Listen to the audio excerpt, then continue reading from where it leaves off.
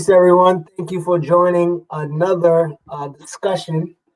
Today, we're talking about anti-intellectualism in the African American community. I know a lot of you seen some of the posts and the dialogue between the posts, and so we brought some beautiful humans on today to dialogue around it. You know how our format is. We normally have questions that each participant will answer, and then everybody has opportunity for clarifying questions, including the people in the comments section. So if you're watching on YouTube, thank you for tuning in. If you're watching on Facebook, you can definitely share the link and invite some of your intellectual friends and your anti-intellectual friends to the dialogue, and let's see how we flow.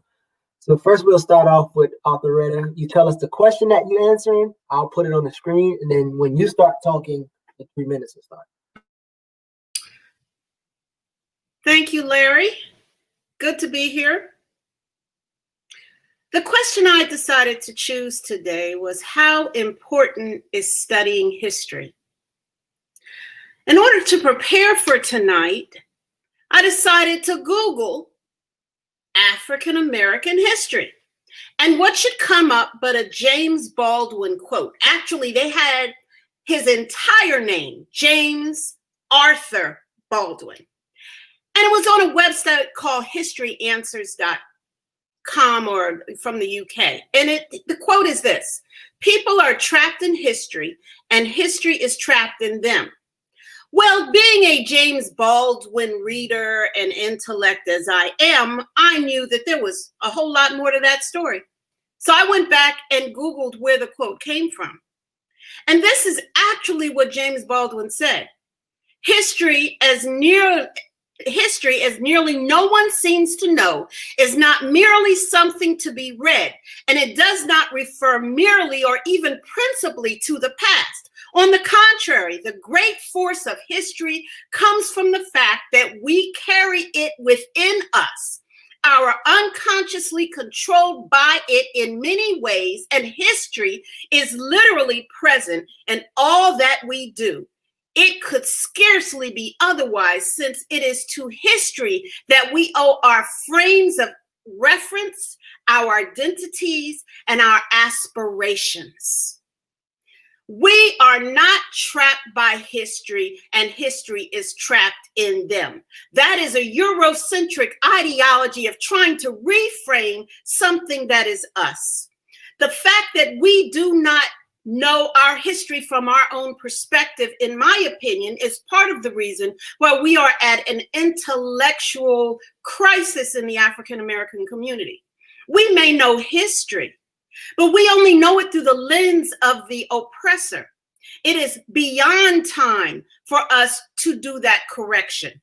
Why did it get worse in the last 30 years? Because we have been indoctrinated with how to see our history. We have lost respect for elders and those who were in the community to help reframe how we saw ourselves and our identity. Because within the last 30 years, we are being educated, our children are being educated by people that do not look like them.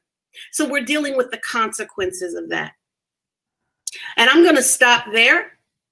You got 50 seconds to drive a point. I got a whole 50 seconds. Well, let me say something else about history. In our communities, there were people called jollies.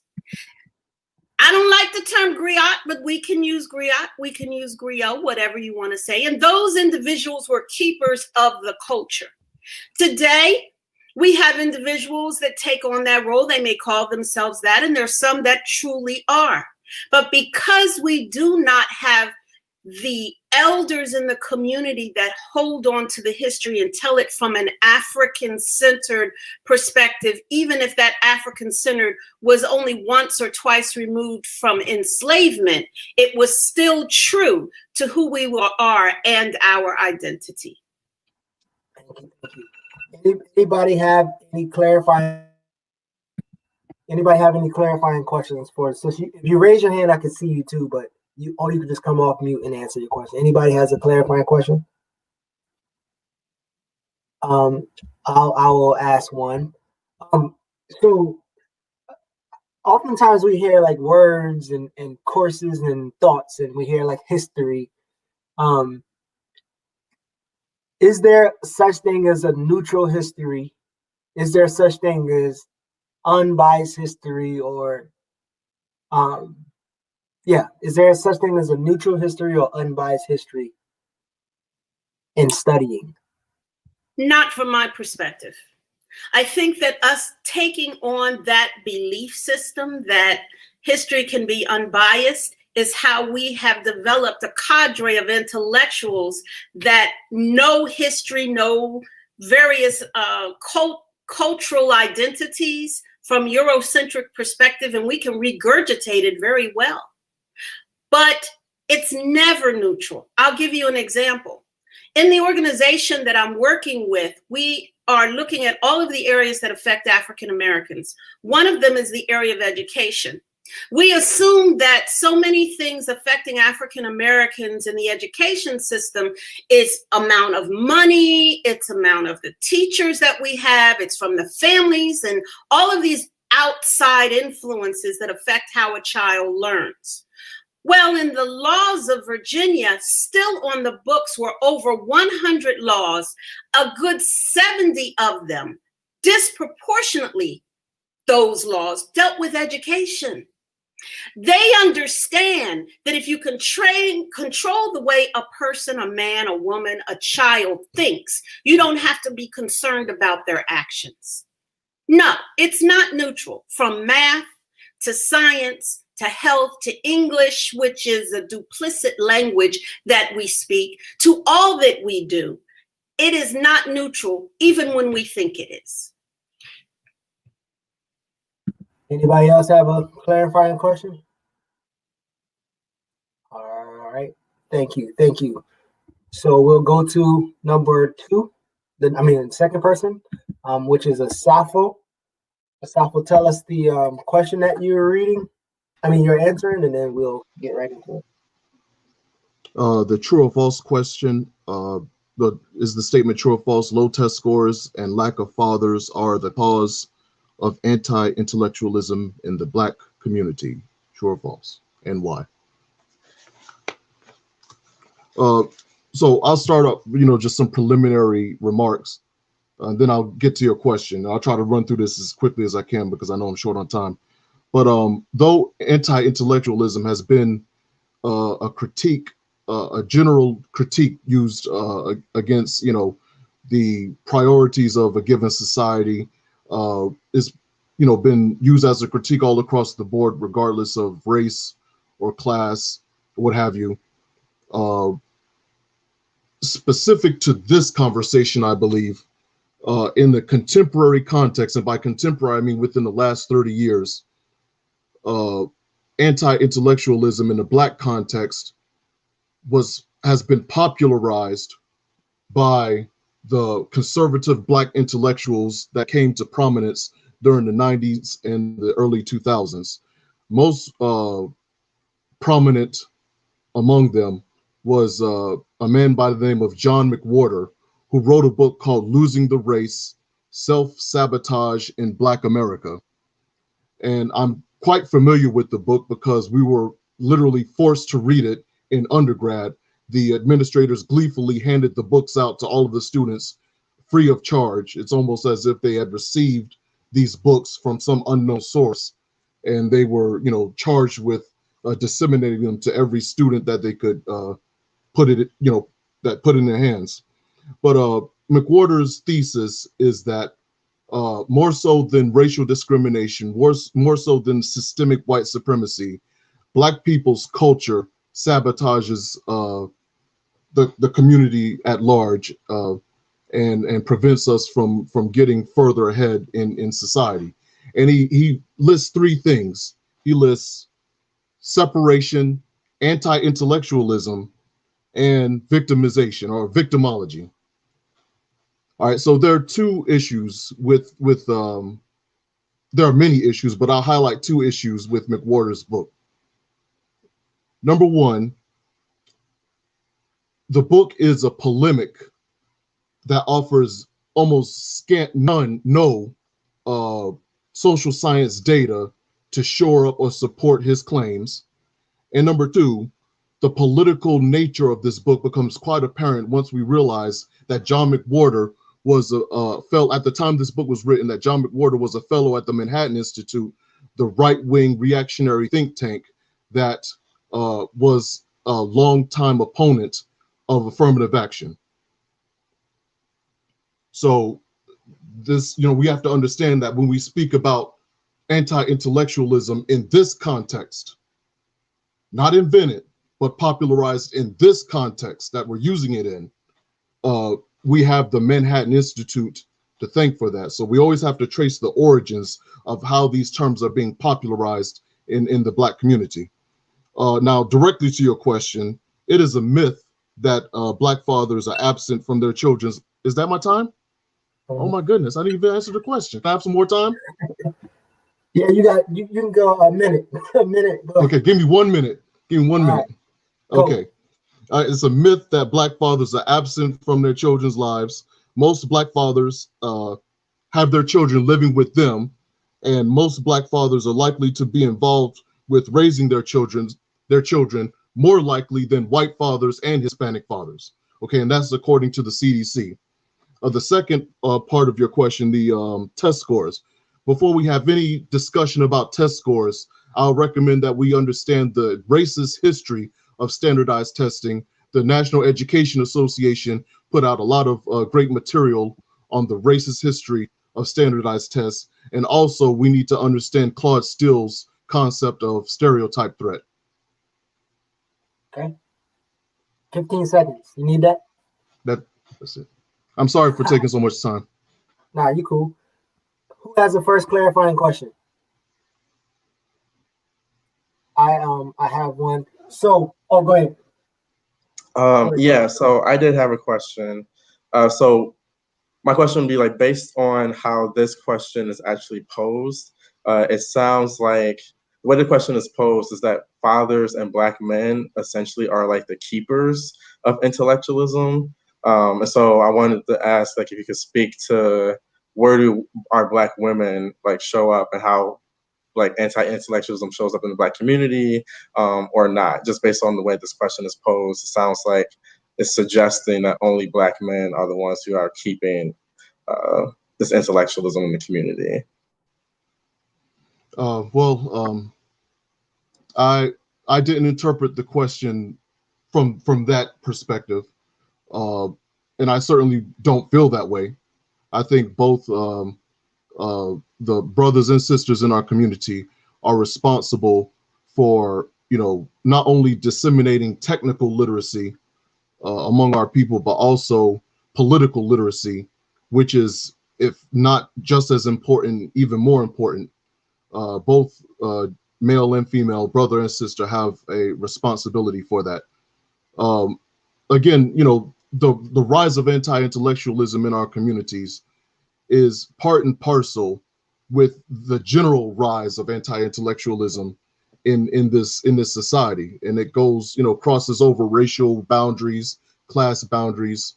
In fact, I would argue that much of the intellectual force, I think, is coming from the ground up, coming from the bottom up, as in contrast to the Philistine behavior of the ruling class and even the Black elite. So I hope I answer your question. If I missed something, please let me know. All right, we got 5 minutes. Any other clarifying questions? I have one.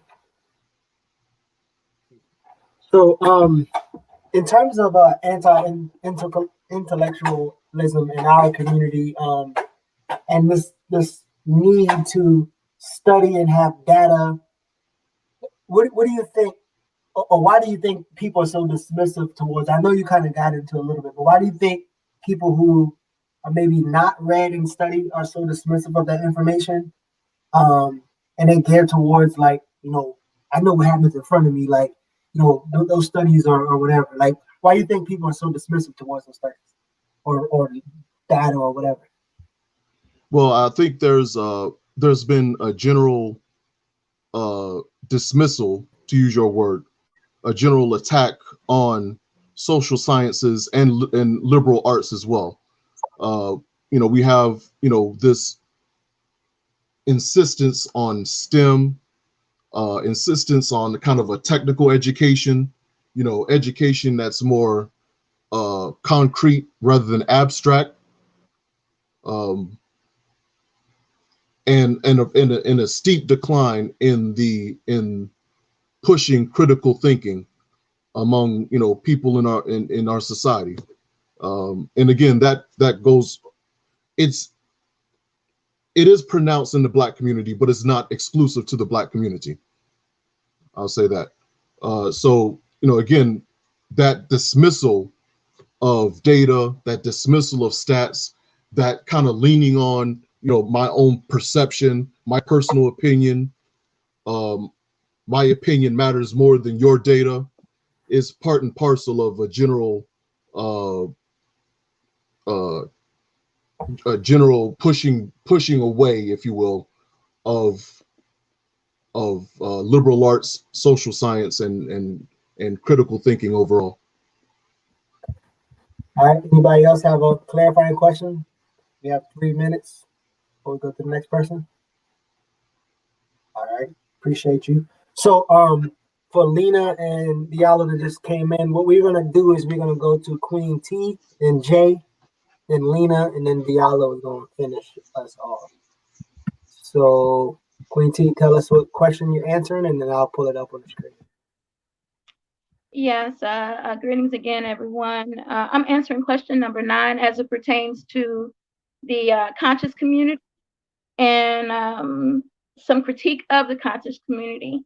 For one, again, I came into this conversation based off of a Facebook post that talked about anti-intellectualism and how it had an effect on our community. Well, I don't consider myself an intellectual necessarily, but I do consider myself to be intelligent. And I think that that's where some separatism, if you will, between the so-called conscious community and the streets, if you will, and normal neighborhood grassroots folks who are out here basically doing the work. There's a lot of separatism in the conscious community and the people in the streets because of the perceived, I guess, eliteness of people who are considered to be intellectual. And I think that sometimes we get lost in the interpretation, if you will, and people's intent. And that causes some more separatism as well. And so I'm here to learn. I'm here to dialogue and just share, from the perspective of someone who is not a quote unquote intellectual, the perspective that intelligent people still have to contribute to the intelligent conversations that we need to be having, especially right now as a community. I did look at the video that you shared with the group that talked about a lot of critiquing between, this posse and this pod and this group of people who, again, call themselves intellectual. But one of the things that exudes intellectualism is the ability to debate and agree to disagree and still move forward on the things that we can find common ground on. And that's another thing that I think is sorely missing from the so-called conscious community. So with that, I yield. Okay. You have a minute if you wanted to add anything else. Good. All right. Who has the first clarifying question?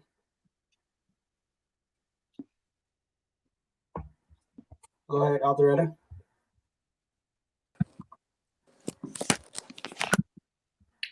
It's good to have you, Ms. T. My question is this: how do you define the conscious community? Well, I mean, and that in and of itself is subjective, just like the interpretation of what intellectualism is. We have these figureheads that portray themselves as being a part of the conscious community. But when we look at the so-called conscious community in 2020, it looks a lot different than it did 10 years ago, even, let alone 20 years ago and 30 years ago. So the level of consciousness is not so much based on, I guess, degree and study as much as it used to be because of the access of information that so many people have at their fingertips. So I think the conscious community has changed. But then again, therein lies an opportunity or a challenge to engage the people who are not a part of the so-called conscious community to become a part of it, because again, we do have access to so much information and technology at our fingertips. So it's really a wide variety of people who I would consider to be a part of the so-called conscious community. It's not necessarily the figureheads that we often see that are attributed to it. Did I answer your question? Next question. No? Need to ask it again? Go ahead. Come off mute. Kit, would you, someone that's in the public eye, at least 2 or 3 names so that we're not identifying like one person that you would consider part of the conscious community or movement now? That'll help me to understand who you see well, some as of the people conscious. that I've heard are part of the conscious community, of course, Sanetta, you know, a lot of the people that we see, Omar Johnson could be considered part of the conscious community. I mean, it all, I think, depends on what consciousness level you're looking for as to who you would consider to be conscious. So I think those two are, you know, different paradigms, but still considered part of the conscious community. Who got another clarifying question? You got 4 minutes and 45 seconds. Go ahead, Asafo.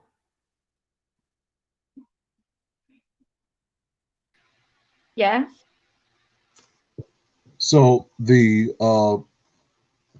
listening to the answer to your answer to the question, I would ask you, my question for you would be, what are your thoughts on organic intellectuals?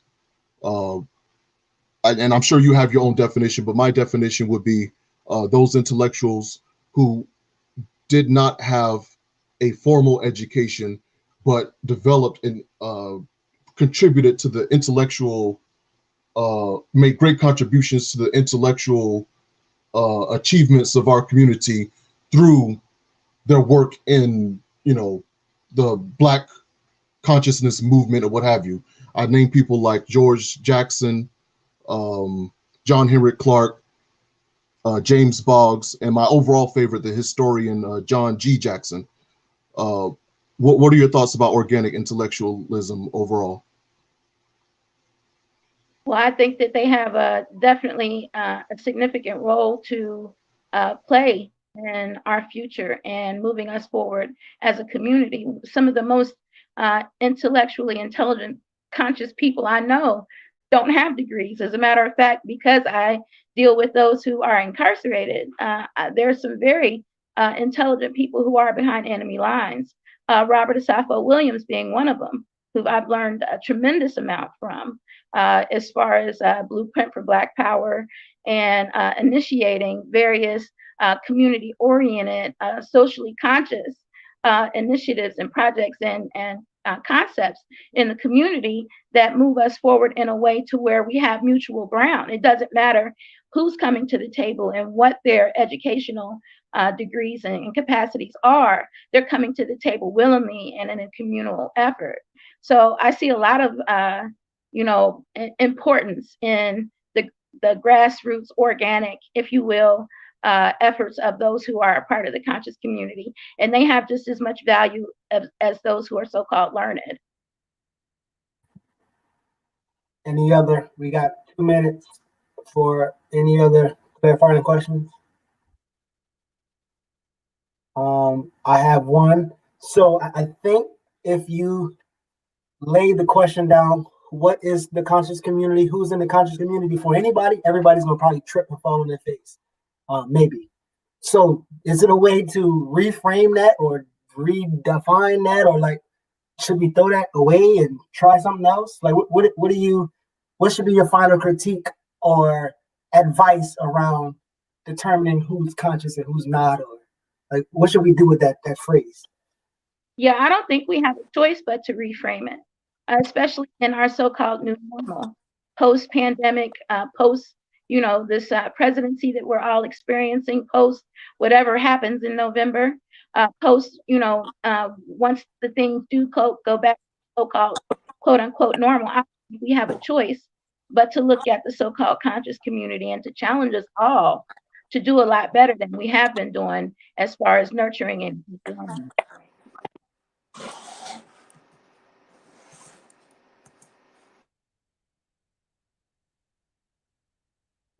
Any other questions? We got 40 minutes. 40 seconds, I'm sorry. All right, cool. Thank you, sis. So we'll go to Jay. So we go to Jay, then we'll go to Lena, then we'll finish with Diallo. Yeah, so I'm going to answer question number 4. If education is crucial in the Black community, what kind of education is needed? And so first off, for me, just to start off, I'm not going to pretend that I have like any concrete, precise, like all-be-all answer to this question.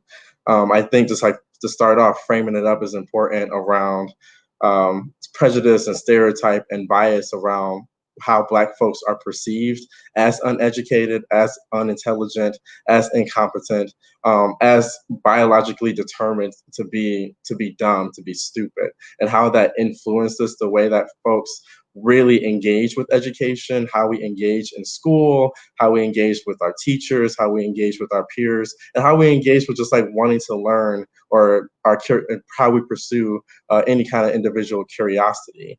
I think it's important when we talk about this conversation around like anti-intellectualism within education to really recognize it as structural and recognizing it as systemic, and not to always try to make it interpersonal and individual. I think that's where we oftentimes find this disconnect, because when we take things that are systemic and then we try to apply them to individuals, it doesn't really turn out the way that we expect it to be, and it doesn't actually reflect the realities. So for example, Black boys and Black girls, again, are seen as automatically unteachable.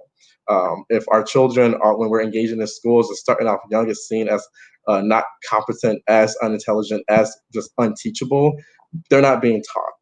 If they're not being taught, they're not engaged, they're not curious, they're not looking for opportunities to really want to be intellectual.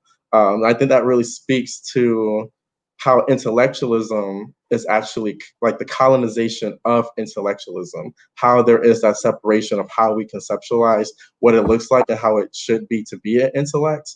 So an example would be like when we're talking about like Black horror, like how we're seeing these changes in the horror genre. For so long, we felt like, Black people, we don't like horror. That's something we're not a part of that. That's something we're not engaged in because we always die first. We're tokenized, we're typecasted, we're characterized as something that's not reflective of us. And so then like we're anti-horror. But really, we're not anti-horror. We're finding a change in how this shifts with who's in charge and who's actually creating the horror stories. Finding it that really we do enjoy the genre. We do want to engage with it. There's a difference between it being Black horror and horror that has Black people, and applying that to education. There's a difference between an educational system in which Black people participate in, and an educational system for Black people, an actual education that is a Black education.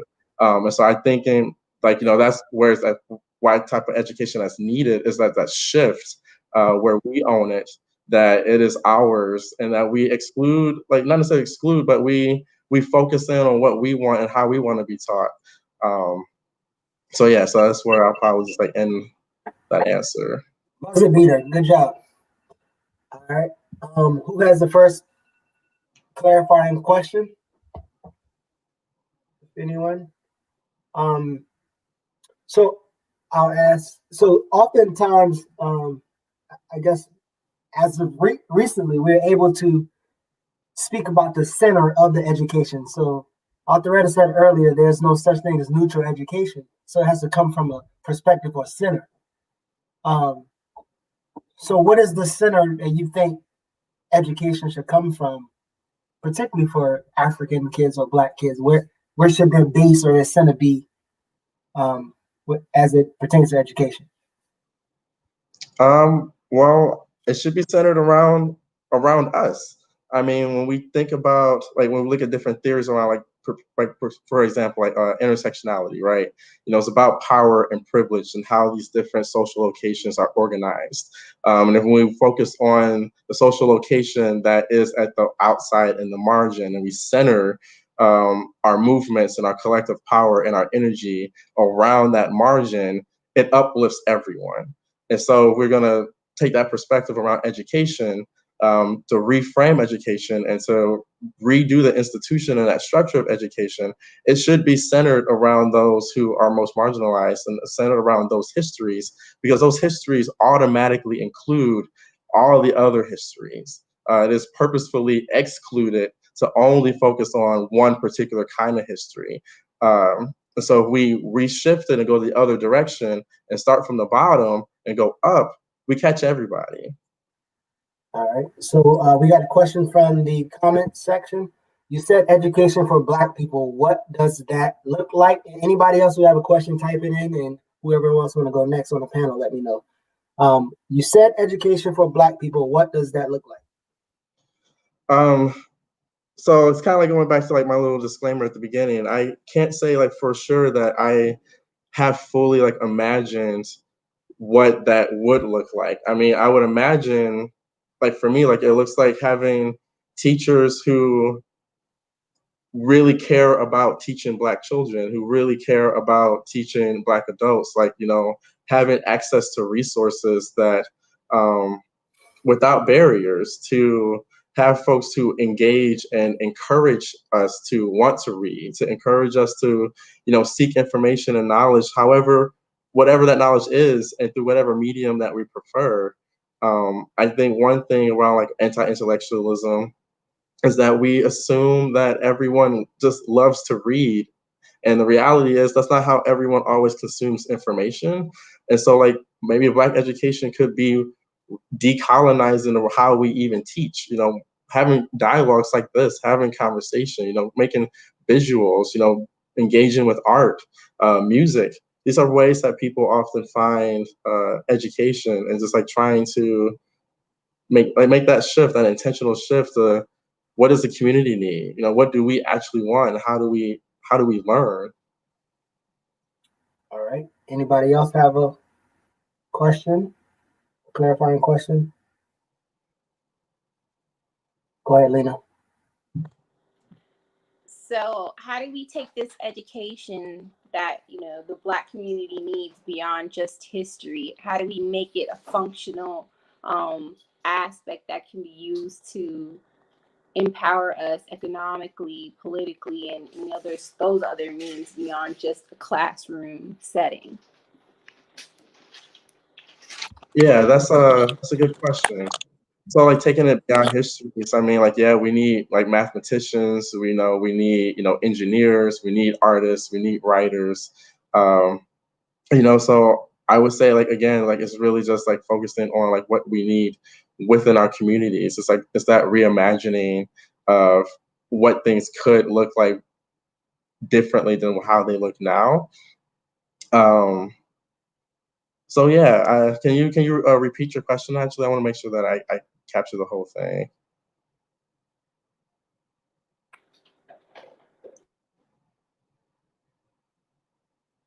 You're still muted. You're on mute, Lena. You gotta unmute, Lena. Lena, you gotta unmute. You're still muted. You going in. Dang, You going. all that talking, y'all didn't hear me.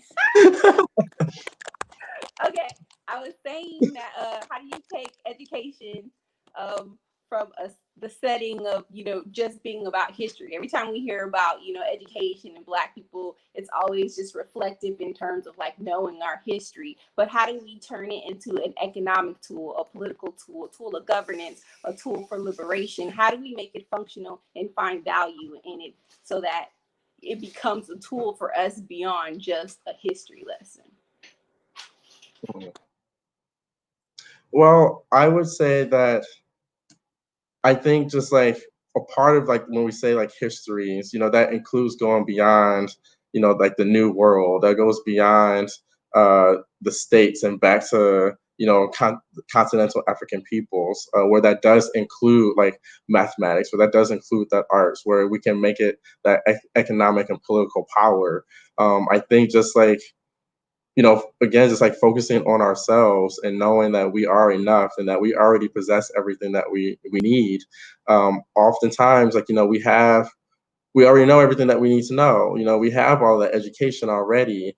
And I think to your point is like, we do maybe focus too much on just like very particular histories because we are in like a struggle. We are in a collective Black struggle towards liberation, that it feels like those things need to come in the forefront. But you're absolutely right. There should be more of a shift into including those other things. And I'm not exactly sure, what that would look like. All right, ready? You got something? We got a minute. Go ahead, real quick. Minute and 9 seconds. A clarifying question. Have you read The Miseducation of the Negro by Carter G. Woodson? I have not, no. Well, the clarifying question then is, we are very well educated. Could it be that we need to uneducate and become aware of different ways of thinking, as was stated in the video? Could it be that the type of education we need is not the type of education that we have received? You made a statement about the new world, and I'm like, okay, where is that? So can you provide for me a clarification on what the new world is, and also respond to perhaps the type of education that we've received and children are receiving now is why we find ourselves in this predicament? 45 seconds. Go ahead, 45 seconds. Answer in 45 seconds. So New world created during the transatlantic slave trade, scattering of African people across the diaspora. It's a quick, really reductive way of explaining that. Yeah, so basically just like going back to like the roots, right? When we talk about like radical. So I would say just being radical, getting back to the roots, getting back to how education was meant to be organized, how we were meant to learn, how we were meant to connect and be in community with one another. I think that's one thing where folks, we don't know how to communicate to one another, to teach each other, and be vulnerable in what we do know and what we don't know, and then extending grace to each other for that. All right. Thank you. So we'll definitely be able to go into anything we need to go to in the second half. So we'll go to Lena, finish with Diallo, then go to the second half. Tell us the question, Lena, and I'll start when you start. I'll come off mute too.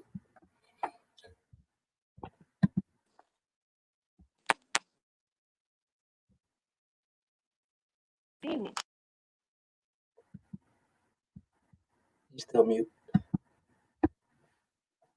There we go. Okay. It seems like it goes right back on when you hit mute. Okay? All right. So I'm gonna do question.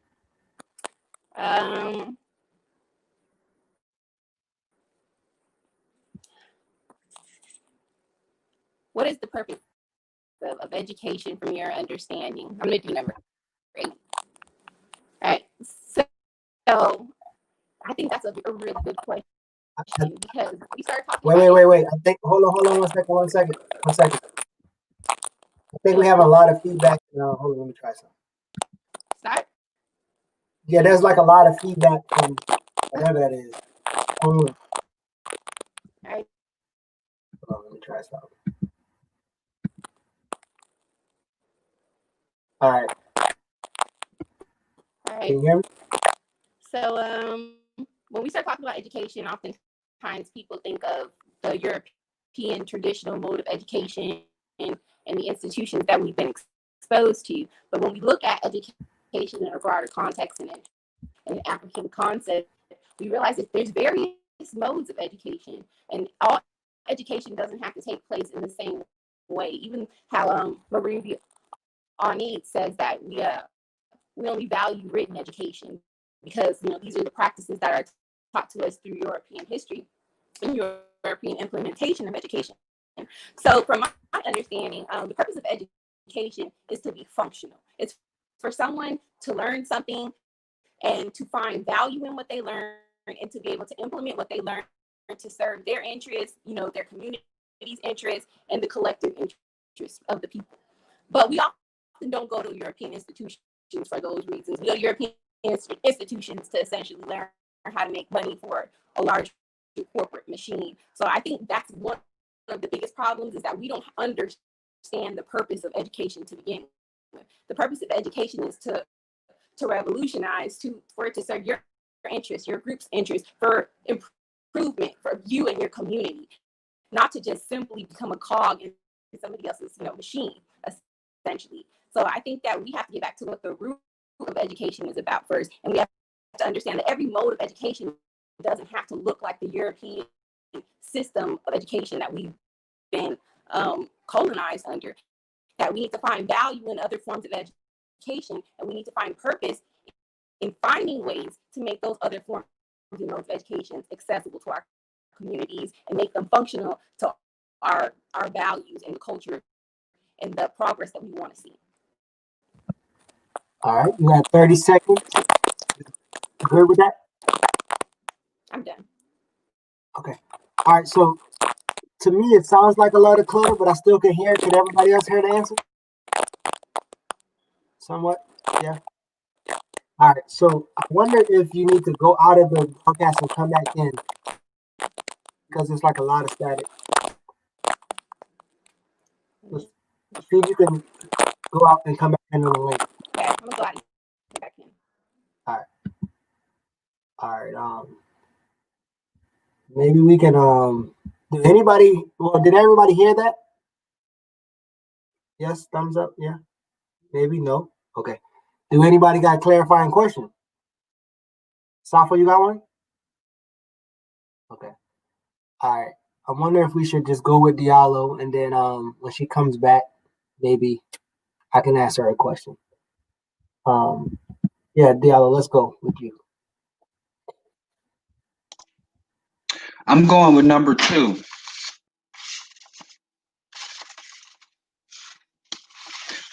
I'm sorry I was late. What's the time?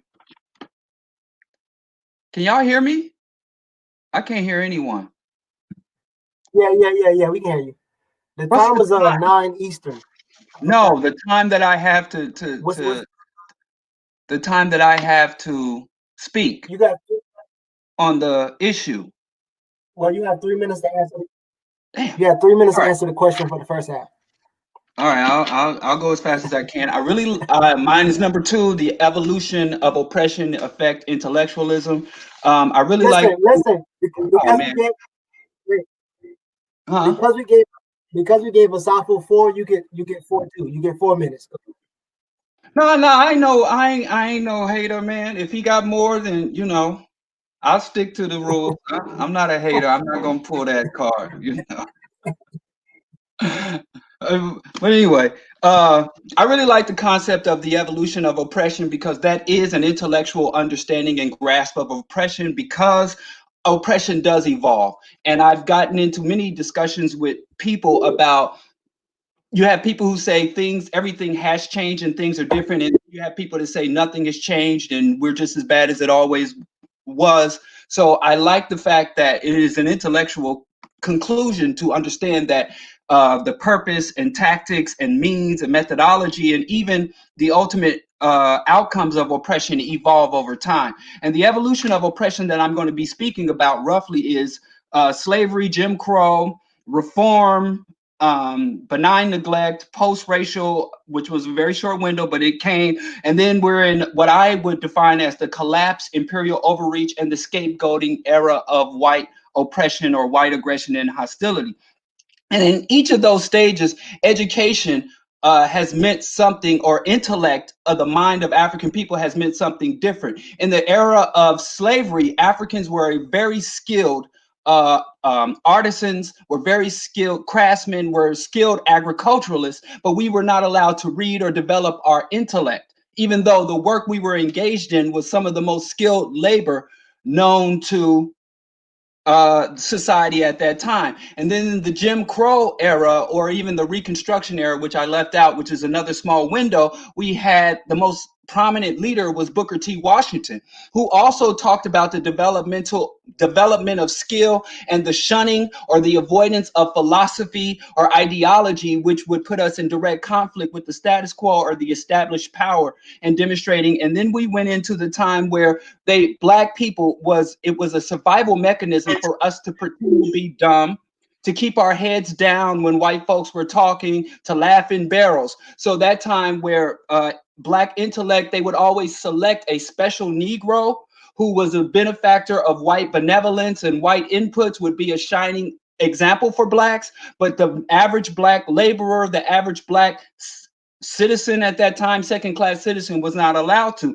Then we went into the time of benign neglect, which solidified the Negro elite, the integrationist Negro elite, the boule, as some call them, or the black bourgeoisie, and the large masses of black underclass and the bootstrap in the time of benign neglect. And then in this era of collapse, scapegoating, imperial neglect, we have black people basically joining and embracing the empire and working with America, using our talents and our intellect to preserve the empire, to preserve the status quo and the status of America, versus black people who resist and dismiss. And you have revolutionary intellectual resistance, and you have reactionary anti-intellectual resistance. So throughout the oppression of that African people have been under, our intellect, whether how it is valued, how it is cultivated, how it is exploited, has evolved greatly.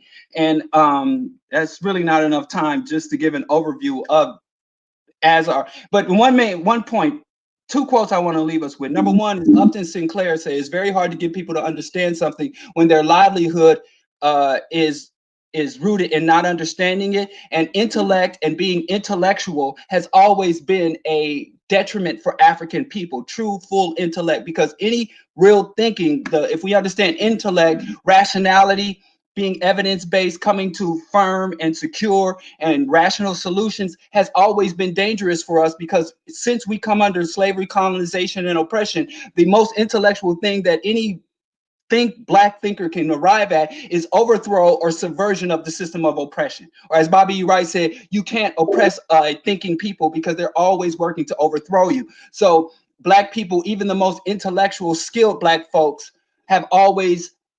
could never go all the way to the ultimate conclusion. We get highly skilled, highly capable black people like Dr. Ben Carson, but intellectually, they have to put up that wall so that they can navigate a system that is not going to allow them to be fully human or fully free.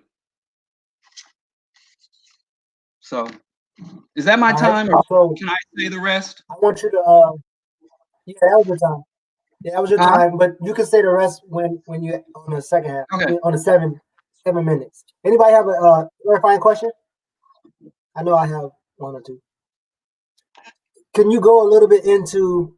I think you said anti-intellectualism revolution. Wait, what did you say about like a revolutionary who's anti-intellectual? Did you make that statement? No, you can't be a revolutionary who is anti-intellectual, because revolution is an intellectual endeavor. So every revolutionary must be an intellectual, and every intellectual is a revolutionary. As the brother stated, some formally trained, or as he called it, organic intellectual. You can't have one without the other. Okay. Or at least I don't know of a non-intellectual revolutionary. Okay. Go ahead, Safa, you had a question?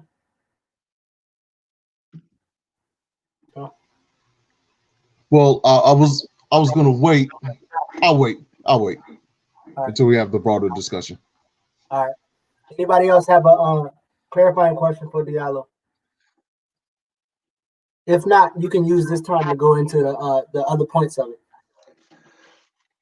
Oh, okay. So, I stated that intellect has always been a detriment dangerous for African people, because when we follow when we follow the natural path, that rational thinking, complete rational thought, it is always arrives at the conclusion of resistance and subversion to the status quo. So thinking is dangerous. For oppressed people, it puts you at odds with the oppressor. Number two, we are subjected to what is called menticide, which is a different process to brainwashing and indoctrination. Menticide subverts your capacity to think.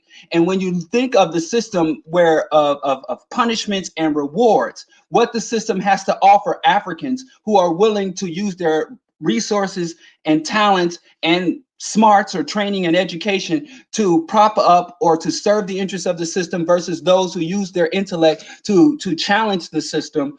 Menticide is generational process of destroying our very capacity to think and rewarding us as we refuse to engage our intellects or fully cultivate our intellects. As you become an intellectual, a critical thinker, I just lost a person who told me today, I used to look up to you, but now I don't like you anymore because of something I said about police brutality and what we are to tell Black children about keeping themselves safe from police brutality and other atrocities. And he said, I used to like you, but now I don't like you. So being intellectual will cost you personal relationships. It will cost you, me, I was placed in special ed. I graduated from college with honors, but when I was I was flunked in school and I was put in special ed. I was literally kicked out of the church, forcibly thrown out of the church for engaging in intellect. So intellect has the anti-intellectualism is a defense mechanism. It is a defense. And we mentioned that white folks are anti-intellectual as hell. And we got Black folks that are anti-intellectualism, but anti-intellectualism amongst whites ultimately allows them to engage in preservation of their power. Anti-intellectualism amongst Black folks serves the same purpose, to preserve white power. So the ignorance of white people to be able to say we're the greatest nation on earth, we go overseas to promote democracy, all these third world nations depend on us and they want our money, all these anti-intellectual delusions that white people have preserve their power. But when you look at the average anti-intellectual African person, you'll see that their delusions also validate white people in power. So anti-intellectualism serves two divergent purposes. It keeps us out of power, and intellect will bring us into power, and it keeps them or allows them to justify their hold on power. So that's how, let me go back to the evolution of oppression has impacted intellectualism amongst African people. And ultimately, the bottom line is, go ahead.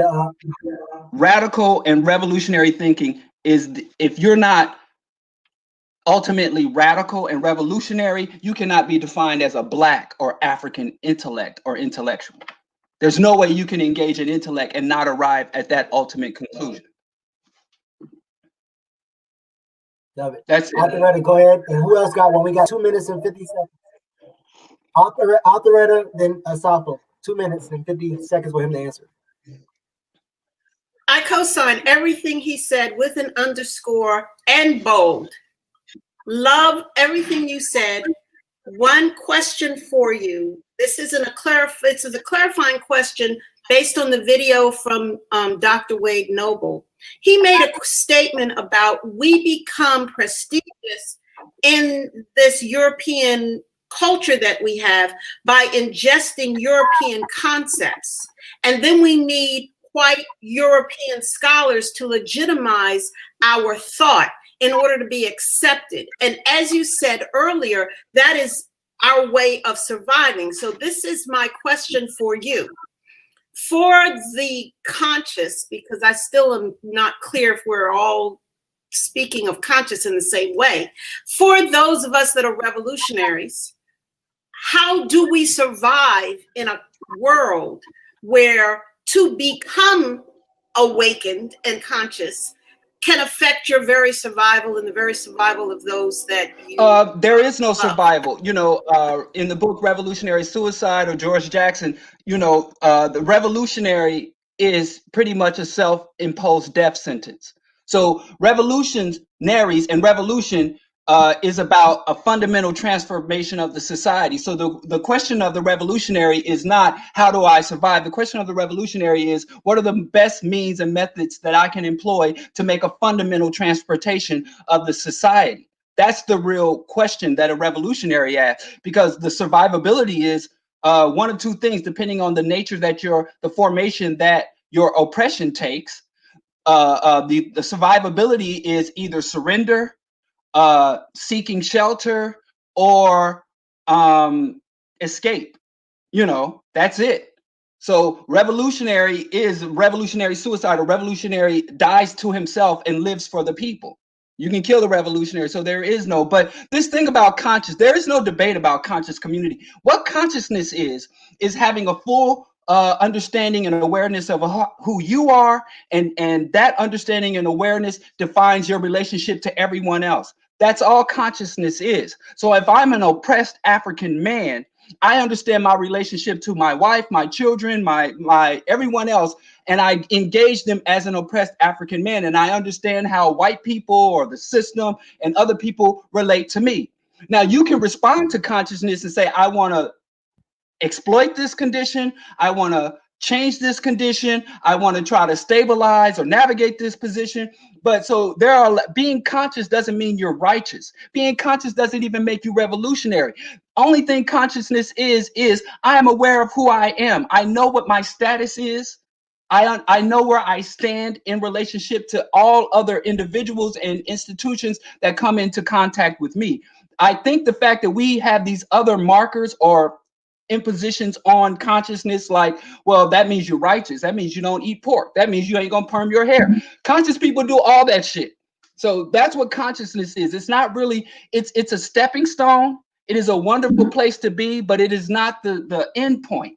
If you're going to be conscious, a lot of conscious people use their consciousness to exploit other people. Most conscious people, look at, say, well, I see the vulnerabilities of my people, like Dr. Umar, as you described. Dr. Umar knows there are a lot of fears and insecurities and instability in our community, and he feeds those fears. Oh, they're going to turn your children gay, or they're going to do this to you. Give me money and I will rescue you. That's what Dr.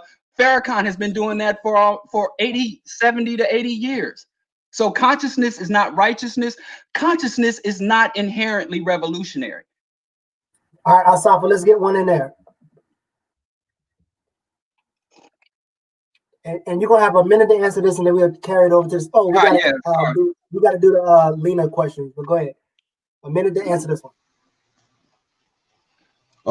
So you mentioned in your remarks, you mentioned Dr. Bobby Wright's concept of menticide. I want you to share with us your understanding of Carter G. Woodson's concept of miseducation, Dr. Jacob Carruthers' concept of diseducation, and Dr. Bobby Wright's concept of menticide, and how they intersect in the context of this discussion, and what role they're playing, either individually or collectively, in the decline of intellectualism in our society, in the Black community specifically. All right, Carruthers, Woodson, and Bobby Wright essentially is when you're in a state where the things that you know and the skills that you have profit your others more than they profit your people. So when your skills and ability, if Jordan can generate $1 billion for himself, but $100 billion for the oppressor, when Obama can or as where one of the guys Malcolm and Bobby Wright and Carruthers would often talk about was Ralph Bunche.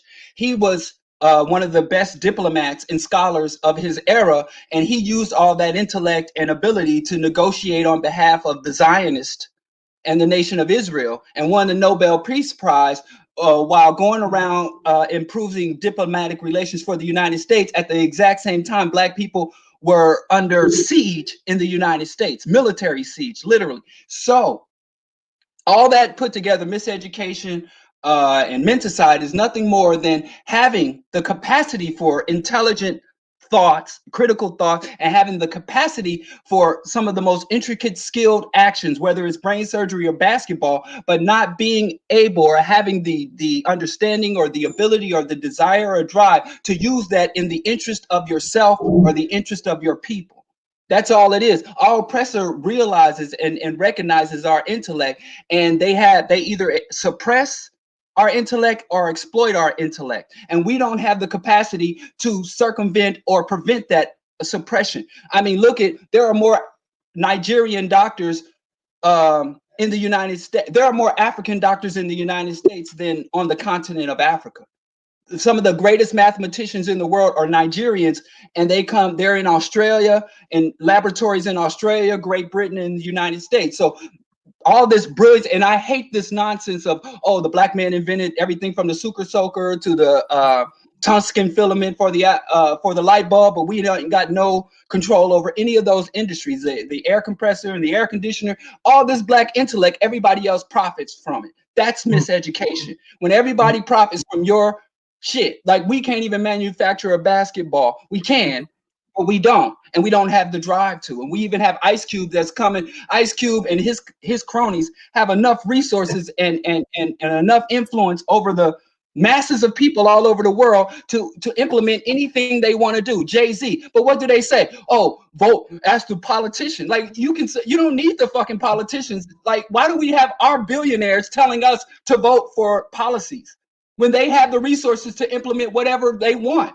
But even they, with all that power, influence, and money, cold hard cash, they still saying, well, I can't go outside of the system to secure what I want. As if, so that's miseducation in a nutshell. The inability to use your skills and talents in the interest of your people, or the unwillingness or the lack of drive or desire to do so. Love it. Appreciate it. So, Lena, let's see if you can come back in with your if your audio sounds good. Unmute. Let me see if your audio sounds good, and we can do some clarifying questions and go straight into the second half if we have any. So say something, Lena. Let me see if we can hear you. I wonder if my joint is delayed. Can you hear us? Am I delayed? I feel like I am. Oh. Can you hear me? Yes. I switched devices. Good. So you answered. Okay. Do I need to go back into it again, or do? No, we're going to go straight to the clarifying questions. So about the purpose of education, one clarifying question. It sounds like you were saying that, obviously the purpose of education is to solve your group's problems, solve your problems, to evolve your people. How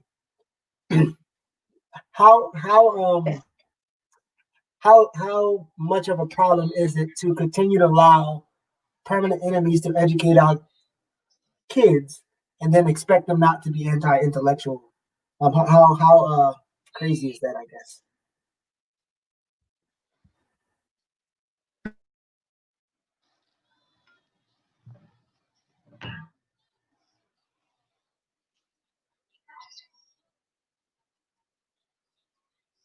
I didn't hear. Did you say something? Oh, am I really delayed? Can you hear me? Can y'all hear me now? Am I delayed or maybe it was her. Okay. Now I was trying to get. I can hear you now. Okay. Can you explain? So you have our permanent enemies educating our children, right? How does that affect us, especially as it comes to this concept of anti-intellectualism, like us expecting our kids and our people to be intellectuals when we allow the enemy to constantly educate our kids and ourselves? No, absolutely. I mean, no one's going to teach you how to overthrow them, or your enemy's not going to empower you. Your enemy's not going to teach you how to serve your interest or how to come into power or do anything that's going to pose a threat to them, to the system or the empire that they've created, essentially, that is built on your oppression and your exploitation. So the first thing that we have to understand, that education in the European system was not designed to benefit us. It was not designed to empower us. It was not designed to liberate us. So when we look at education, we have to look at it with our own African lenses and say, how can this serve us? How can we make it functional? How can we make it accessible? But to just think that we can just sit back and allow somebody else to provide us with the skill sets that we need to survive, to grow, to educate, to build, to liberate, that's not going to happen. And if anything, it's only created a population of people who continue to have dependency issues, you know, who continue to look outside of their communities for the skills that they need, for, you know, the things in the program that should be taking place that we should be implementing, you know, for the things that we should be putting into effect to empower ourselves. So, I mean, it's a big conflated issue. We've got to go back to learning how to build these institutions within our community, them on our own, and to implement things that serve our own interests. And that just what takes place in one classroom setting. Education on one stream. You know, education can be you actually going out there and working on a farm and learning things from, you know, the ground up. There's all kinds of forms of education. It can be an internship. It can be a research. It can be all sorts of things. So we've got to get out of the mindset that if we don't do something comparable to the way that Europeans do it, then it's not education. Because the end goal is how can it serve our interests? How can it meet the goals that we've agreed on that best serve our communities? Anybody else have a clarifying question? All right, thank you, Lena.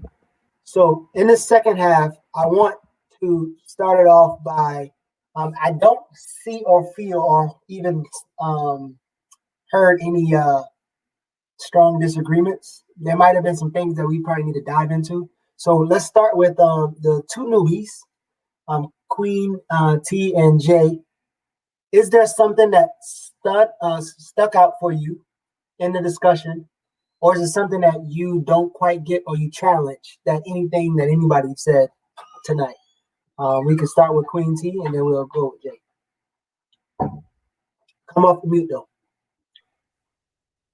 Okay, yes. Yeah. First of all, thank you everybody who has responded and asked such you know, applicable questions, considering, you know, again, this new normal that we're living in. You know, it's an honor to be a part of tonight's discussion, because it's one thing to be on social media and, you know, true enough, that's how we connected tonight, but it's another thing to actually take what we learned and what we've experienced in our consciousness and take it to the streets and empower as many people as we possibly can.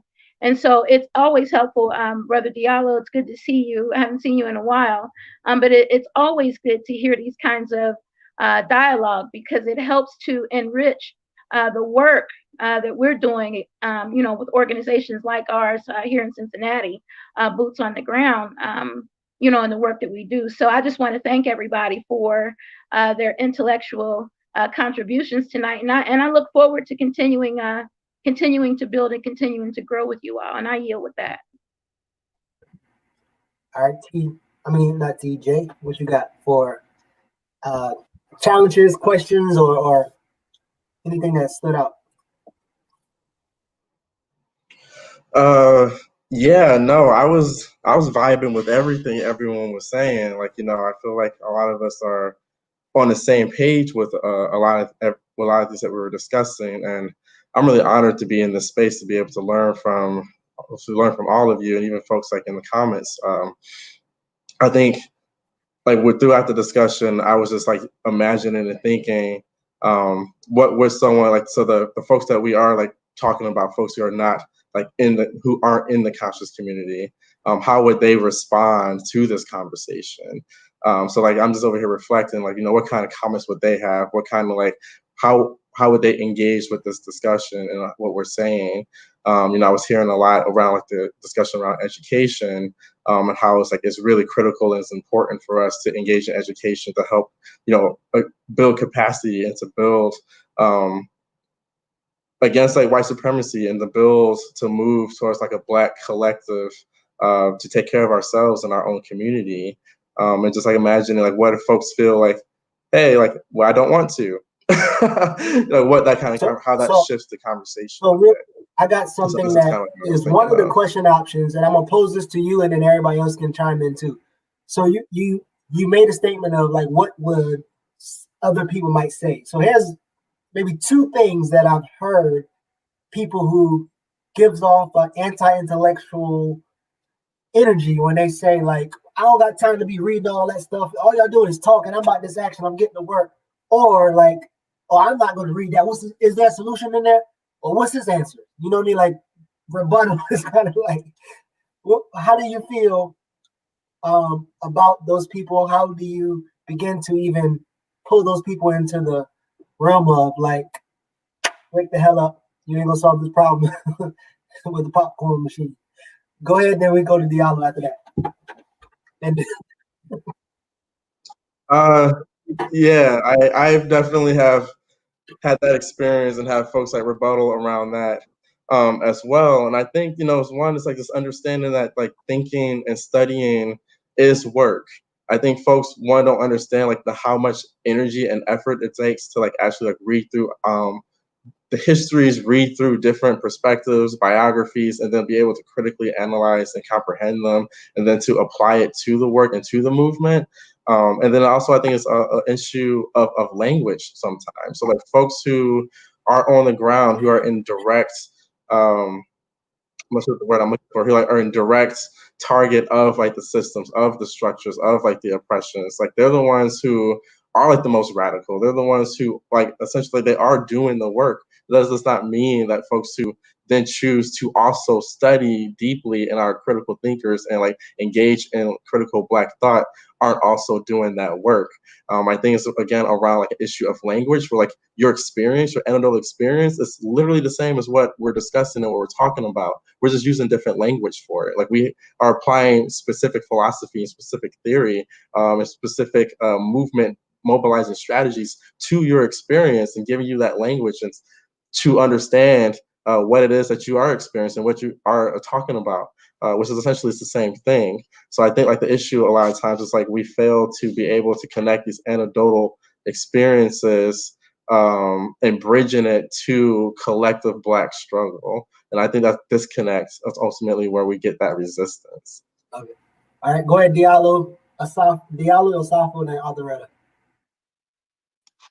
I got that a lot. When I moved to New York City in '92, and one of the first things I did was I went to a lecture by Dr. Ben, and he was giving just some of the phenomenal insights. And at the Q&A phase, someone got up and was like, "You doing all this talking? What work are you doing?" I actually had an opportunity to go to lectures by Professor William Mackey and even Professor or the war correspondent Del Jones, and they all got that same question. But I would also frequent lectures by white leftists and white scholars, from Noam Chomsky to Christian Parenti, and even political cartoonists like Ted Raw. And not one time have I ever seen a white scholar or white lecturer or white artist face the question of, you doing all this talking, or you sitting in a studio or in a classroom, what are you doing? This dates back to the strong body, weak mind paradigm created by our oppressors during chattel slavery, that an African can be valued or measured by what they can physically do, as opposed to the philosophical, ideological, intellectual work that is undervalued. And even if you have intellect, like me, I got formal schooling and organic schooling.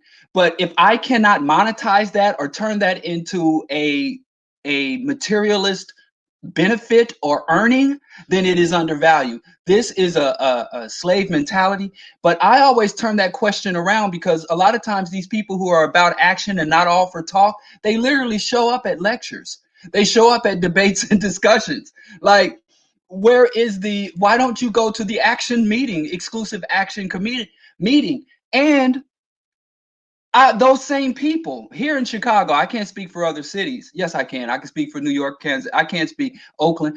Here in other cities, when you do organize specific actions, boots on the ground type actions, those same people that are all about the actions tend to be the people that don't show up. But that is a byproduct or someone internalizing the strong body, weak mind valuation of African men and women. A woman is valued by how sexy she is or how many healthy offspring she can produce. A man is valued by what he can physically produce or what he can physically accumulate. But everywhere we go in white society, we see them valuing philosophers who have been dead for 3 or 4 millennia. We see them valuing people. I even had a Jewish man talk about, well, Malcolm X, what did he ever build or produce? So that is a for white people, it's racist, and for black people, it's internalized self-hatred and internalized dehumanization. And we should challenge it and engage it anytime a black person deems intellectual work to be of little to no value for black people in our struggles. Love it. Alley hoop a lot with Southport. So I've had a conversation with people, and they extremely kind of got under my skin, which I don't allow people to do that a lot. But they was like on Malcolm X and John Henry Clark. Man, they was talking back in the days. All the brothers end up broke. I ain't trying to be broke.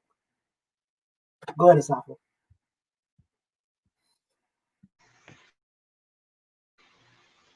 Well, I agree with Brother Diallo. I think it kind of and this goes back to the broader question of the education of black people, even from our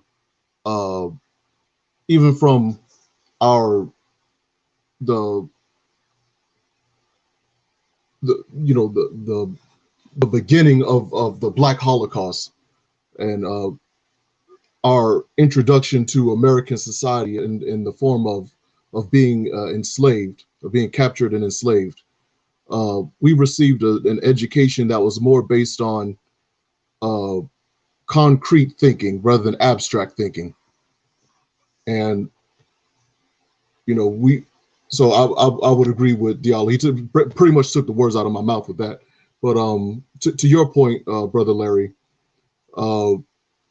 that's that type of when someone says, I'm all about solutions, I'm all about getting things done. More times than not, those solutions that they're promoting are self-serving, and it's they're concerned with how it's going to benefit them personally. And so that's with the kind of capitalist ethic, capitalist ethos that we've been that we find pervasive in this society. What can make us money? What can benefit us? What can put us in a situation where we move from poverty to wealth? And in their minds, that's all that matters, regardless of the broader implications of like Diallo said earlier, declining empire and what have you. Go ahead, Mama Authoretta. Can you repeat the question? So at this, actually, I'm going to do the general question, but this one is more so of, Authoretta, you read all those books and all that stuff, and I'm a real person. I'm with the heart of the streets. I'm from the hood, and then all that books and stuff is just lost. Your response to those kind of people and that ideology. Well, I'm going to. I needed to hear the question again because I was listening to their answers. So I wanted to respond directly to the question. When I am challenged by those who don't want to go any deeper, and that's not necessarily someone from the hood or someone that doesn't have a formal education, I have found that even those who have formal educations choose not to go deeper because they perceive that to be safer. They perceive that as not being someone to rock the boat. Someone amongst my intellectual colleagues, I'm going to call them that, they say you want to play nice so you don't upset folk. I'm not one of those folk. I'm one that will not have a problem making folk uncomfortable to challenge them. So when I get that kind of feedback, what I decide, and this is for me personally, is this worth it? Is this conversation going to make a difference for either me or this individual? If it doesn't, then I don't engage. But I always find, and this is something Diallo said earlier, I often question, how did you get to this point? What happened during your evolution to cause you not to be intellectually curious? And I want to say that most of the time it goes back to something Diallo said, and that was reward and punishment. In our culture, from the time you're very small in school, you are rewarded for answering the question the way they want the question answered in school. There is no space for intellectual curiosity on the difference in which you may perceive the question. And we punish children, we punish adults who don't fit into that box. And those of us of African descent can be some of the biggest oppressors of intellectual thought outside that box. So what do I do when I face someone like that, who don't necessarily want to see things that may challenge them? I ask them, have you read? And I try to meet them where they are.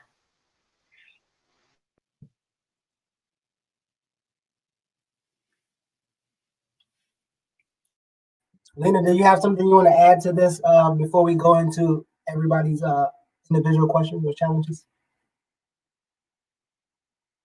Come off mute. I agree with the consensus that has been stated so far. I think the summary of it is that there does have to be some sort of move toward re-education and some consistency, some basic understanding in our community. I do think that a lot of it is that some people don't see a problem. Like when you look at what we're struggling with and what we're dealing with, it does take an intellectual analysis, because the propaganda that you're surrounded in your reality, it makes you want to feed into the reality that they're telling you. It makes a lot of people want to believe that the experiences that they have are not attributed to the oppression that they're actually going through.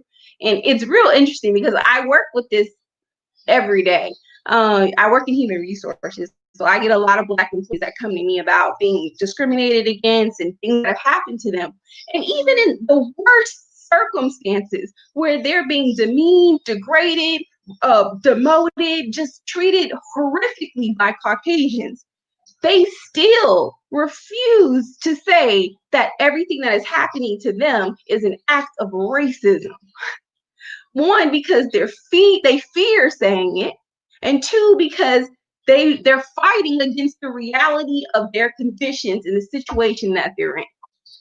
And so I think there has to be some psychological evaluation into how we address that with our people, in terms of them being gaslighted so much and for so long that these things don't exist, that these realities that they're experiencing are not what they believe them to be. And we have to be able to give them an analysis of why this is happening to them in a way that they understand it.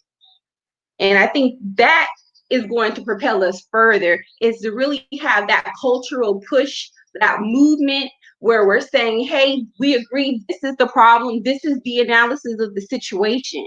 And now we move forward with what are we going to do about the analysis that all come to a conclusion about, because we don't all have the same analysis. We all on this panel may have the same analysis, but there's a lot of Black people that will tell you that we're oppressed or we're poor or whatever because we don't work hard enough. You know, we don't do the things that white people do. So it's combating those negative statements and those attitudes, those European value systems that are so deeply ingrained in our people that even when they experience events that they know are contributed to the pathology of whiteness, as Diallo puts it, they don't want to call it out for what it is. Right. So, I'm sorry, go ahead. Thank you. Astafo, so go ahead with your question to an individual or to the panel. And did anybody else have a question before we start to wrap up for the panel? Also in the comment section, just go ahead and throw your question out there right now to whoever and to whatever. Well, this would be a question for the entire panel, but I would like for Sister Lena and Brother Diallo, if no one else answers this question, I would like for you all to answer this question. So this question is inspired by, I've heard during the course of this conversation, and we hear, throughout these different conversations in Black spaces, this concept of nation building. And I can agree with that. I've been an activist in the Black liberation struggle for roughly 20 years now. And I agree with the theory of nation building, but I believe we have to understand that nation building is a geopolitical term, and nation building is happening consistently. And I think about the IMF and the World Bank and their prominence and their control over developing nations across the planet, because those nations, even though they were erroneous in borrowing money from the IMF and the World Bank in the first place, but I think those nations, what prompted them to do that is because they understood that they wouldn't be able to develop the type of infrastructure, the type of nation, engage in the type of nation building project that would be necessary without funds, without money. They may have gone and made a Faustian deal with the devil to get that money, but they understood, I think, even better than we understand. And we're talking about actual nations. And I think we need to put ourselves in a position where we see ourselves as kind of like a developing nation within a nation. And this rhetoric of, we need to build our own institutions, we need to engage in the nation building project, things like that. We're saying that, but I'm concerned that we're not really thinking it out in terms of where the funding for that type of project, if it's really going to be effective, the funding, the monies, the resources for that type of project, where that would come from.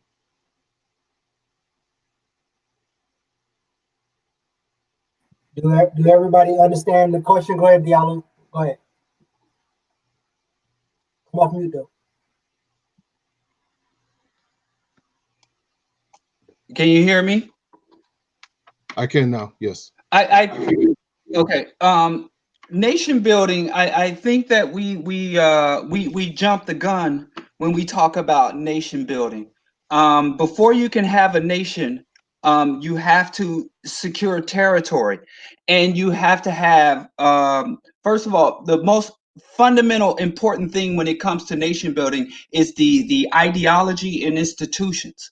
What is the ideology of the nation? When white man came here, he came here with some very fundamental concepts of when he emerged on the shores of the New World, or he went to found New Zealand, or I mean invade, commit genocide, and what he did, but they call that discovery. They went there with some well-established ideas based on Western civilization and Western concept, and nowhere where they went did they engage in this established economy and the established political system and try to build from within that.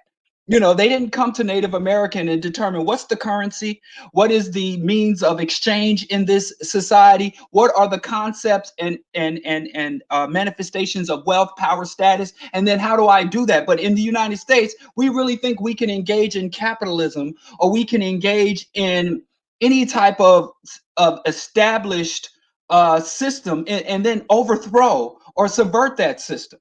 So first thing we have to do is have a competent, coherent ideology.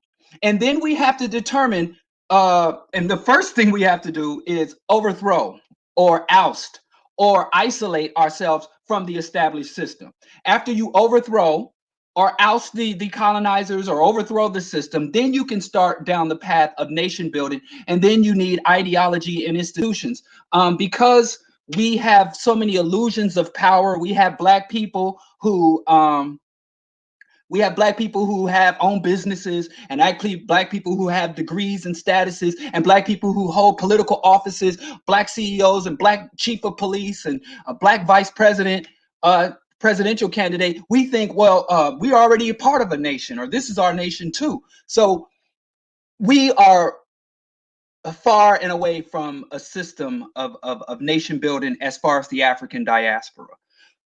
As far as the African continent under neo-colonial condition, their problem was they had the infrastructure and institutions for nation building. They even were in a situation where they could have set up a defensive mechanism where Kwame Ture tried to say, Pan-African Defense Force, or in the Caribbean where you have black people in a position to do that, where they had tried to establish the Caribbean Federation, where you are secure. You can't nation build while your shit is mad insecure. So you have to be in a stage of revolution and disruption and subversion and conflict. And after you secure that, after you beat the hell out of white folks, like in Vietnam, like in North Korea, like in China, for better or for worse, I'm not saying we mimic these people, but there's certain fundamental truths to, before you can nation build, you got to get the person, you got to cut out the cancerous tumor. You have to burn off the leech. You have to create I know this term has been toxified, but a safe space to then begin to erect a nation. That's one of the problems that Che Guevara had with Fidel Castro. Fidel was like, oh, I'm going to create a socialist nation in Cuba. And Fidel was like, man, listen, we got to go to Bolivia. We got to go to the Congo. How the fuck are you going to build a social, I'm sorry for cursing. How you going to build a socialist nation while you're completely surrounded by hostile infrastructure, blockades? You're a white man coming with blockades. They would burn crops and send what they call that disease, that blight disease, that cattle disease, anthrax, to kill off the livestock of Cuba. So Cuba is not a socialist nation. It's a socialist enclave that is encapsulated and under perpetual siege. The same thing with so what we have to do is before nation building, which I believe, finally, my formal education was in public policy, political science, bureaucracy. Nothing more I love than trying to determine how to best mobilize the masses, create, exploit, or take advantage of the infrastructure, set up systems and execute and sustain those systems and evaluate those systems and reform those. I love all that shit.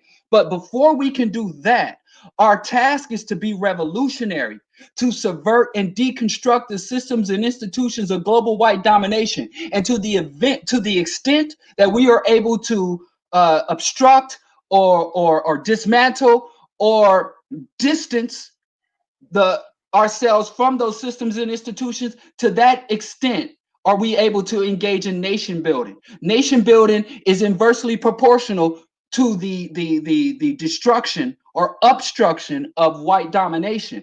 As long as they are entrenched with their global empire, as long as they have 2,000 military bases across the globe, as long as they have thermonuclear dominance, they have air dominance, as long as they control all of the shipping lanes, you could be in the wealthiest black country or wealthiest black region in the world. But if you can't mine your resources and ship it across the world, and as far as the monies for revolution, we have to stop thinking in terms of money and think in terms of resources. What resources do we have available? What type of skill sets? What vulnerabilities and what assets? We have to look at our oppressor in terms of his saying what resources are available. Where are the choke points or vulnerabilities in their system? So revolution must advancement. We don't have to complete the revolution, but we at least have to have the revolution ongoing and self-perpetuating before we can engage in nation building. Because if we do nation building first, we have dozens of examples throughout history and across the globe of those nations. They pull the rug out under those nations whenever they want to. And then black folks get to the point where black people don't know how to govern themselves. Black people, socialism doesn't work. They have all these false ideas of why we fail, but we don't fail because socialism doesn't work or black people can't govern themselves. We fail because we engaged in nation building before we got revolution going and perpetuated strong enough to where the white folks have to, at the very least, to say, if I attack them, I'm going to do equal or greater harm to myself. And if you're setting up something where the white man says, if I go disrupt what's happening over there, there's great as much potential for me to be harmed as for me to harm them. That's why they're not in, there are no US troops on the soil of North Korea. That's why we saw those videos of white people literally hanging off the rotors of helicopters to get the hell out of Vietnam. And Vietnam is they talk a lot of shit about Vietnam, but Vietnam was like, we're going to do, even China's like, well, you can't do capitalism. You got to do socialism or Maoism under siege. So revolution, ideological reorientation, massive re-education, massive counter-indoctrination, ideological institution building, and then nation building. It's like an embryo. We're in the embryonic state right now. So we can't go straight from embryo to college or embryo to adulthood. You go from embryo to to childhood to adolescence. So I'm for nation building, but we're not there yet. We have to earn our way or work our way to nation building. I wouldn't even ask anybody to go after that, unless you want to, but I won't ask anybody to go after that. I think he hit all the points. But if anybody else want to go after that, sure. If not, Queen T going to go with her question. And I think you cleared up Marifa's kind of question about overthrowing. We need to educate before overthrowing. I don't think you separated education. Go ahead, Queen T. Okay, thank you. Look, you know, as a person who is engaged in the community here in my city, I don't see a lot of accountability from the so-called intellectual community. As a matter of fact, I see a lot of arrogance and separatism, if you will, from the so-called intellects in my city. So I'm just wondering, you know, especially again, you know, I keep saying this new normal, because things will never be the same, not for us, not for our children, and probably not for their children's children, just because of what we're experiencing right now. So how do we, I guess, get back to the roots of who we are supposed to be culturally and create some more accountability amongst our community, whether it be the intellectual community or, as someone said earlier in the dialogue, with these people who have resources, who could write the check, but choose not to because they're more concerned with maintaining the status quo, if you will. And with that, I yield. Does everybody understand the question? Or you need to? I need you to break down that question to make it a little more specific, because you said a lot of things. You were talking about your community and accountability. So what is your specific question? There seems to be a lot of non-accountability, especially in amongst those so-called intellectuals in my city. I don't see them reach back to aid and assist grassroots organizations. I don't see them to facilitate feeding those that might be in need. We don't see a lot of that connection. So, you know, with us approaching, you know, looking at conscious community building, you know, how do we make sure that we're holding the people that should be held accountable? And why, in your opinion, does that disconnect even exist when, you know, we're all supposed to be working, striving towards achieving higher goals?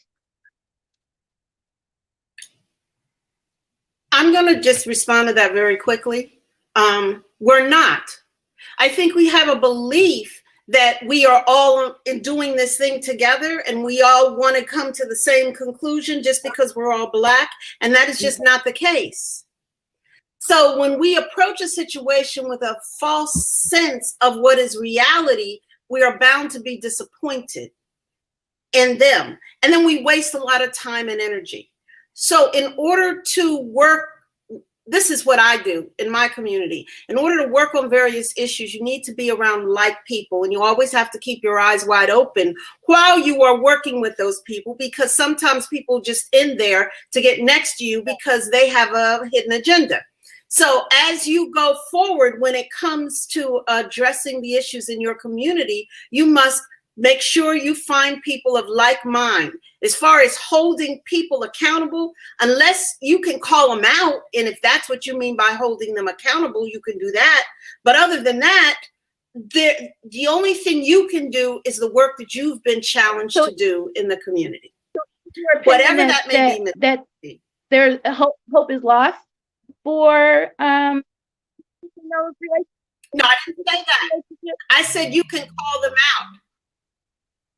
Say that one more time. Is all hope lost for reestablishing those kinds of commitments to the community by the so-called intelligent community? Is that what you're saying? Or you're saying that just, let them do their thing and we do ours and find people who have a common ground?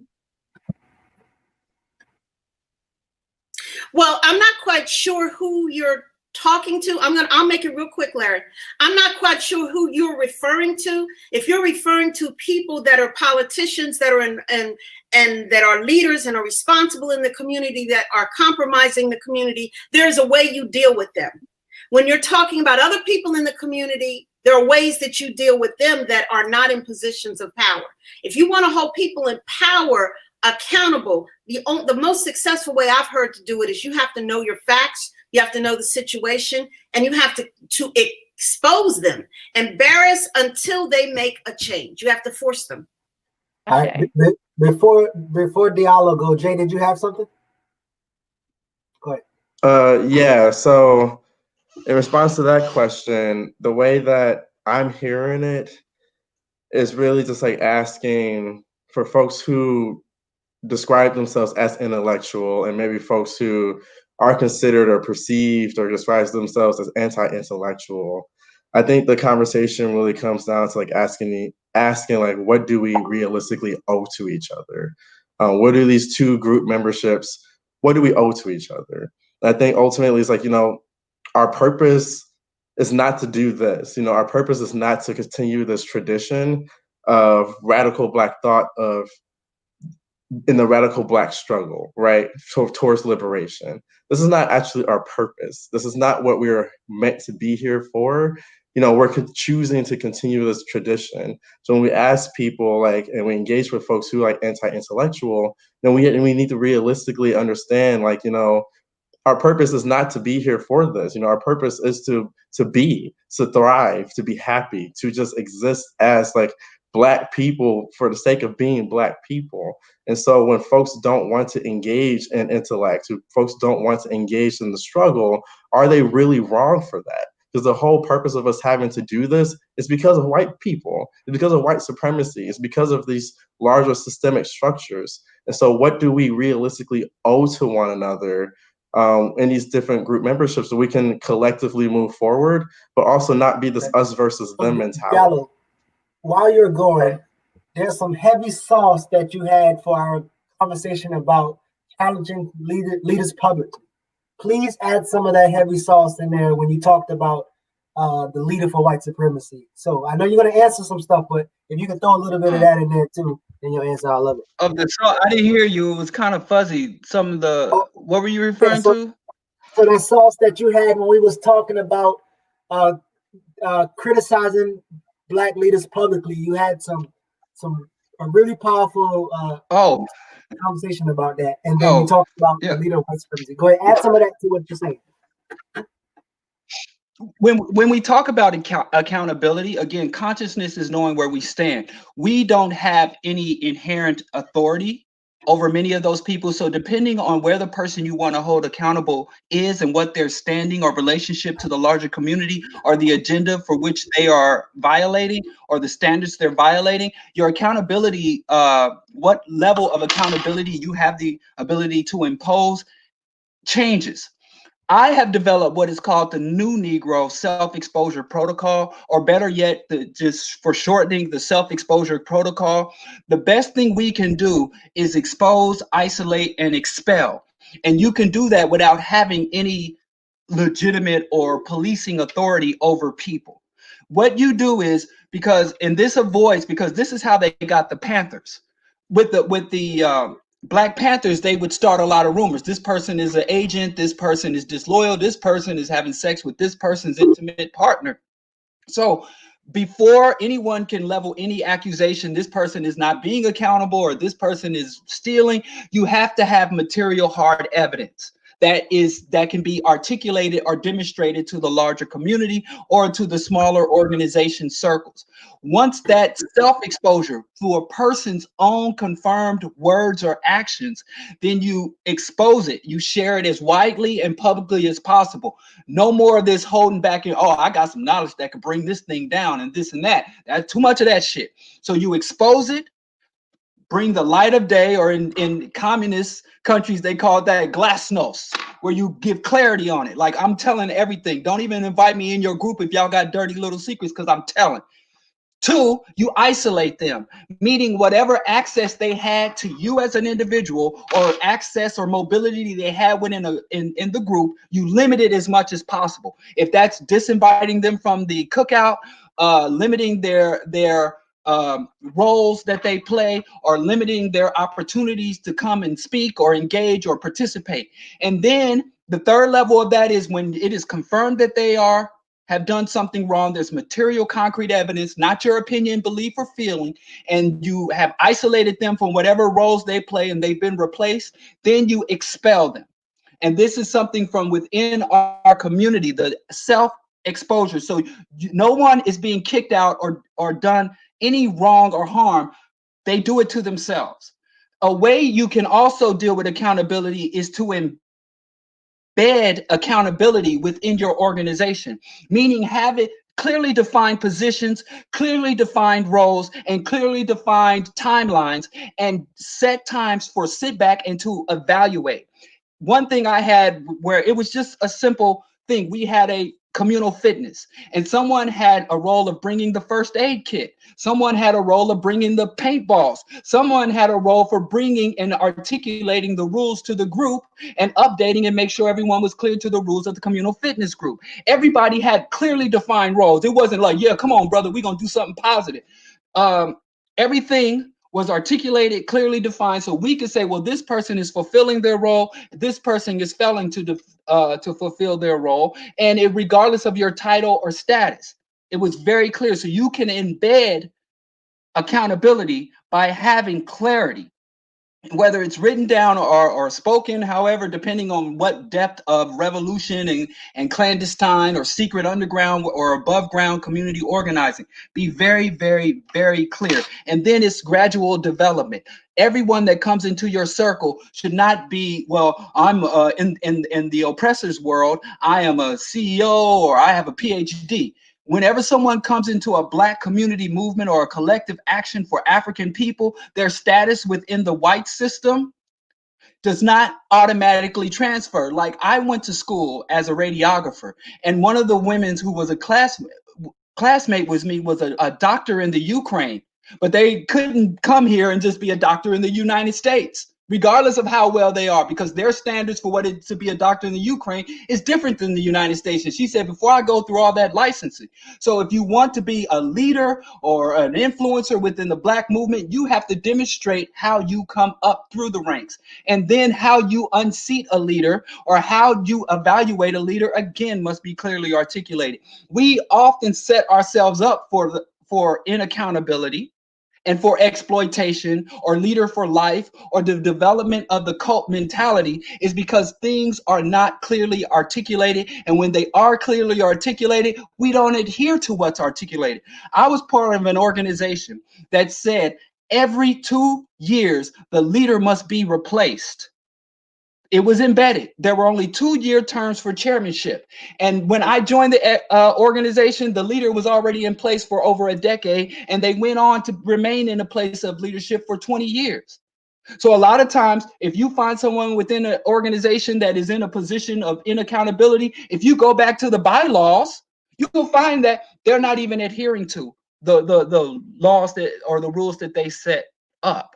So accountability is very important, but it's a collective endeavor. And if you are a member of an organization that does not value transparency and accountability for the upper echelon, get out. If you are part of an organization that has embedded with it the leader for life model, the leadership for life model that not only plagues African or Caribbean or Black nations, it plagues Black organizations, get out. If you're a part of an organization that does not allow you to publicly ask questions without fear of reprisal, get out. And that pretty much means you can't be a member of any church, Black, Hebrew Israelite synagogue, or mosque. Sorry, but if you want accountability, and accountability in the afterlife doesn't count. It's only real-time, real-world accountability. It's a beautiful word. I hear it a lot in the community, but a lot of times we like the concept more than we like the practice because it's mad uncomfortable. It's uncomfortable to do it, and it's hard. So let's value the practice and application as much as we value the idea of a powerful man being called on the carpet. That's wonderful in our minds, but if we really value it, we got to fight, and we have to embed accountability in your organization. If you're starting from the ground up, it's you have to embed it. You have to make it part of the routine practices, as opposed to something you think will just, everybody here is righteous. Everybody here wants to do something positive. So we ain't really got to do this. I've made that mistake myself. I'm speaking everything I'm condemning, I've done. Almost everything I condemn in my life, I've already done it. I learned the slowest, hardest way. So that's Love it. So, one of my good sisters, Nika Namdi, we talk about all the times, when you have if you got a crystal, that don't mean they're with it. If you're doing yoga, that don't mean they're spiritually balanced. If you got locks, that don't mean they're Rastafarian. Like, just giving out, Diallo, he didn't talk about but this we just give everybody a plate and everything. They just said keywords, whatever is cool. Larry, You have some? Yeah. I don't. I may be the only one, but you're breaking up some. Oh, I am. Oh, my bad. Well, okay. Well, what I don't even want to repeat all that. But anyway, any final words we have? I know we running at almost 2 hours. Any final words from the panelists, and we're gonna close out with, I guess, Diallo and Lena taking us home. But any final words from anybody? Okay. All right. So go ahead, Lena and Diallo. Can y'all wrap us up with final thoughts about this and some recommendations or